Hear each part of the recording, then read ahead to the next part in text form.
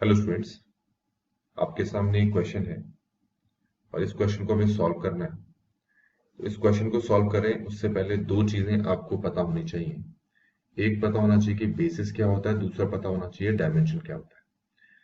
तो ये दोनों चीज समझाने के लिए मैं क्या करता हूँ, आर क्यूब ये मैं एक वेक्टर स्पेस ले लेता हूँ। इस तरह के जो वेक्टर स्पेस होते हैं इनके एलिमेंट्स को कुछ यूं लिखा जाता है।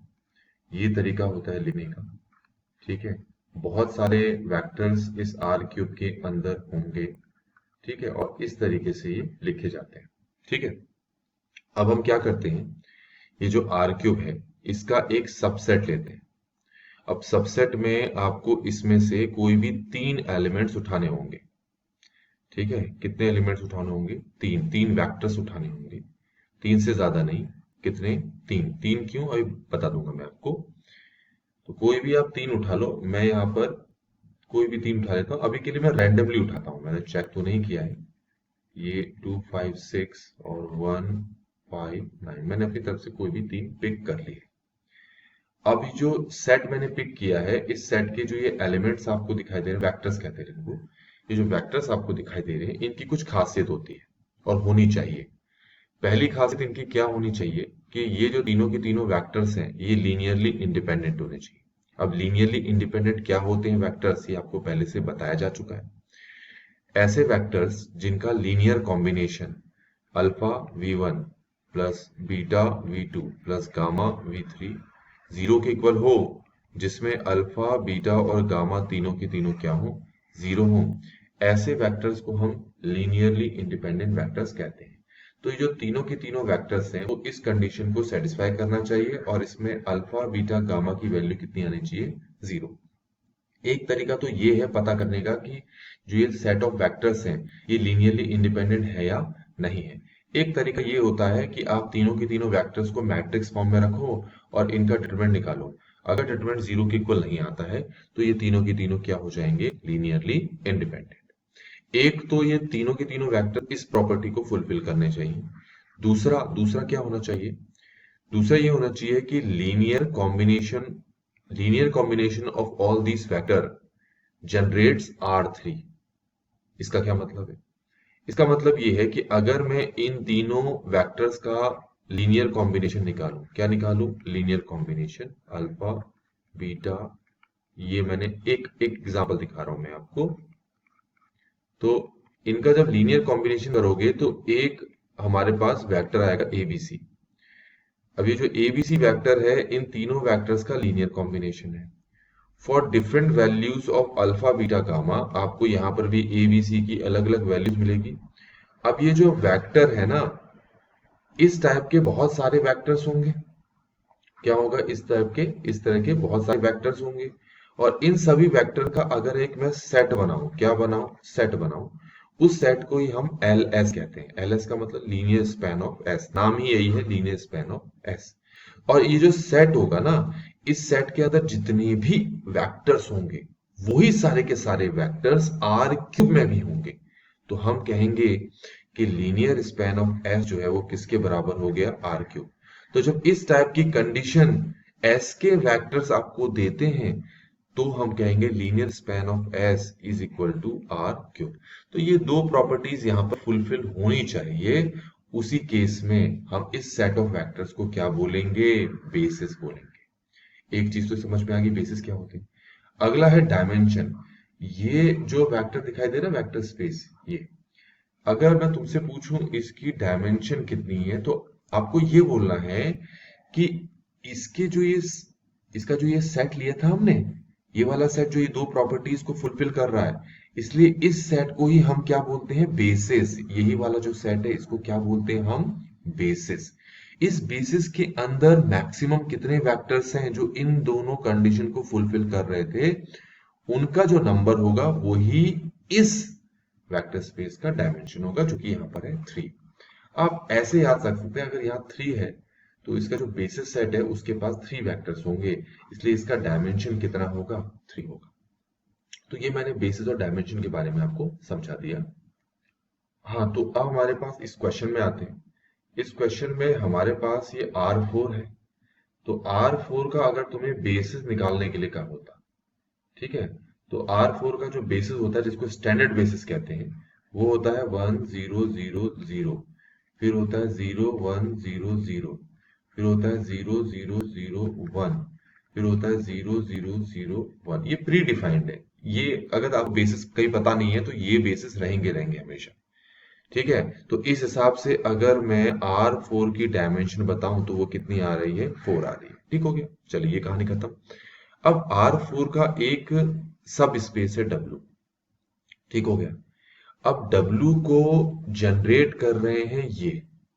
ठीक हो गया, ये जनरेट कर रहे हैं W को। इसका क्या मतलब है?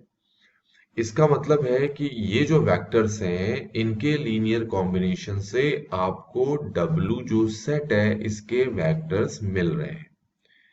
इसका मतलब ये है कि अगर मैं इसको अल्फा, इसको बीटा, इसको गामा और इसको डेल्टा के साथ मल्टीप्लाई करके सिंप्लीफाई करूं तो मुझे जो वेक्टर मिल रहा है वो ए बी सी डी मिल रहा है, और ये A B C D vectors जो है इसी सब स्पेस में आने चाहिए। लेकिन इससे पहले ये जो आपको यहाँ सेट दे रखा है, इस सेट के एलिमेंट्स देख ले जरा। ये है, ये रहे आपके पास ये सेट। तो इस सेट के जो ये एलिमेंट्स हैं क्या क्या है, 1 2 3 और 5। दूसरा है 2 3 5 8, फिर है 3 4 7 11, फिर है 1 1 2 3। तो पहले आपको ये पता करना पड़ेगा कि ये जो S दिख रहा है ये बेसिस सेट W का बेसिस सेट है या नहीं है। उसके लिए आपको चेक करना पड़ेगा कि ये लीनियरली इंडिपेंडेंट है या नहीं है। अगर ये चारों के चारों लीनियरली इंडिपेंडेंट नहीं है तो फिर हमें 3 लेने पड़ेंगे। अगर 3 लेने पर भी लीनियरली इंडिपेंडेंट नहीं है फिर हमें 2 लेने पड़ेंगे। ठीक हो गया। अब आपको ये दिख तो रहा है कि जो सिंगल वेक्टर है वो तो लीनियरली इंडिपेंडेंट है, कोई प्रॉब्लम नहीं है। ठीक है, कोई भी दो वेक्टर्स भी यहाँ पर लीनियरली इंडिपेंडेंट हैं, ये भी दिख रहा है। कैसे दिख रहा है? सिंगल वेक्टर तो लीनियरली इंडिपेंडेंट है क्योंकि वो जीरो वेक्टर नहीं, वो इस फॉर्म में नहीं है, तो कोई भी इस फॉर्म में नहीं है, इसीलिए ये सारे के सारे क्या है, लीनियरली इंडिपेंडेंट है। दूसरा, कोई भी दो वेक्टर्स एक दूसरे के मल्टीपल नहीं है, मतलब एक वेक्टर दूसरे का मल्टीपल नहीं है कोई भी दो वेक्टर, इसलिए हर टू वेक्टर्स भी यहाँ पर लीनियरली इंडिपेंडेंट है। अब ऐसे अब तीन वेक्टर्स के लिए तो हम चेक नहीं कर पाएंगे, तो हमारे पास एक सबसे अच्छा तरीका ये होता है कि जब आपको खूब सारे सेट ऑफ वेक्टर्स दे दिए गए होते हैं जो कि यहाँ पर दे दिए गए, आप इन सबको क्या करेंगे, मैट्रिक्स फॉर्म में रखेंगे। ये रख दिया, ध्यान रखना, ये 3 5 8, फिर 3 4 7 11, 1 1 2 3। अच्छा, अब हम यहाँ पर एक नया तरीका सीखेंगे। एक जो पुराना तरीका था, अब इन सबका क्या करें, डिटरमिनेंट निकालें। अगर डिटरमिनेंट जीरो के इक्वल नहीं आ रहा है तब तो ये चारों के चारों लीनियरली डिपेंडेंट होंगे, सॉरी लीनियरली इंडिपेंडेंट होंगे। अगर ये जीरो के इक्वल आ रहा है तो लीनियरली डिपेंडेंट होंगे। अब ये सॉल्व करना बहुत मुश्किल भरा काम है क्योंकि आप देख सकते हैं 4x4 मैट्रिक्स है। तो हमारे पास एक सबसे अच्छा तरीका क्या होता है कि आप इस मैट्रिक्स को, इसका नाम अगर मैं ए रखूं, आप इसको इशेलॉन मैट्रिक्स की फॉर्म में कन्वर्ट करें। क्या होते हैं इशेलॉन मैट्रिक्स? ऐसे मैट्रिक्स होते हैं जिसमें ये जो पहला एलिमेंट होता है ये हम मैक्सिमम जीरो बनाने की कोशिश करते हैं। तो एक जो इशेलॉन मैट्रिक्स होता है ना, वो कुछ इस तरीके का होता है। मैं जरा एक बार दिखाता हूं आपको कि जैसे सबसे नीचे वाले रो में सबसे ज्यादा जीरो होते हैं। जरूरी नहीं कि 3 जीरो हो, बस सबसे ज्यादा जीरो होंगे। उसके ऊपर वाले में उससे कम जीरो होंगे, ठीक है, उसके ऊपर वाले में उससे कम जीरो होंगे, और सबसे ऊपर वाले में जीरो कम होंगे। तो नंबर ऑफ जीरो जो ईच रोज है वो नीचे से ऊपर घटते जाते हैं या ऊपर से नीचे बढ़ते जाते हैं। तो हमें इस फॉर्म में इसको कन्वर्ट करना है, तो उसके लिए हमें क्या करना पड़ेगा, हमें कुछ चीजें अप्लाई करनी पड़ेंगी। आप खुद भी करके देख सकते हैं। ये करेंगे कैसे, देखें जरा। तो मैंने यहाँ पर क्या किया, ये 3 कंडीशन यहाँ पर अप्लाई कर दी। आप वीडियो को पॉज करके ये कंडीशंस को ठीक से देख लें और इनको इसमें अप्लाई करें। तो आपके पास कुछ इस तरीके का मैट्रिक्स आएगा। आप इसमें इसके बाद फिर एक बार और चीज अप्लाई करेंगे, R3 को डिवाइड कर देंगे 2 से। तो ऐसा करने पे देखें क्या आएगा। आप चाहे तो वीडियो पॉज करके इसको देख सकते हैं। ऊपर वाला तो ऐसे ही रहेगा, 1 2 3 5, 0 -1 -1 -2, 0 -1 -1 -2, 0 -1 -1 -2, मैट्रिक्स यहां तक पहुंच गया हमारे पास। अब मैं क्या अप्लाई करूंगा यहाँ पर, मैं अप्लाई करूंगा यहाँ पर R4 tends to R4 minus R2 और R3 tends to R3 minus R2। तो ये जब दोनों चीजें मैं इसमें अप्लाई करूंगा, तो अब आप ये देखें कि हमारे पास जो आंसर आ रहा है, ऊपर वाला रो तो कुछ नहीं होगा, ठीक है, नीचे वाले को भी कुछ नहीं होगा, उसके नीचे वाला देखो ये जीरो हो जाएगा और उसके नीचे वाला भी आपके पास क्या हो जाएगा, जीरो हो जाएगा। अब मैं क्या करता हूं, यहाँ पर जो R2 है इसको माइनस से मल्टीप्लाई कर देता हूं, तो फाइनली मेरे पास ये जो मैट्रिक्स है कुछ इस तरीके से बदल जाती है, 1 2 3 5 0 1 1 2 और उसके नीचे सारे के सारे जीरो।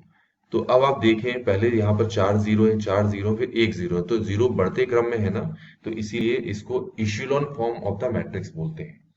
अब इसमें जो आपके पास नॉन जीरो यहाँ पर रोज होते हैं, उनका एक सेट बना लीजिए, 1 3 5, दूसरा है 0 1 1 2।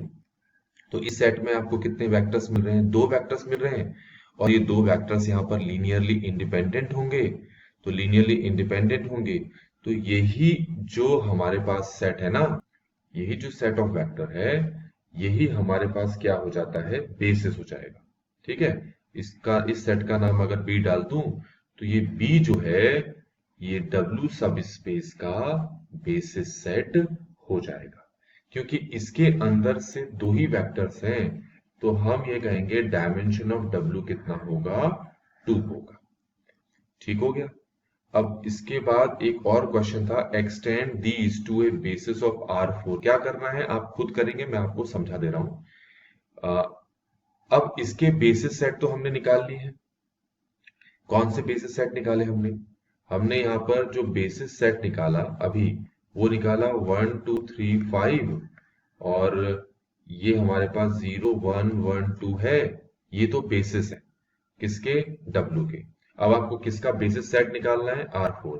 R4 का एक बेसिस सेट तो मैंने स्टार्टिंग में बताया था, 1 0 0 0 0 1 0 0 0 0 1 0 0 0 0 1।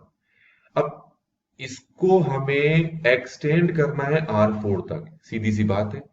इन दोनों का यूज करके भी हमें R4 का बेसिस सेट फाइंड करना है।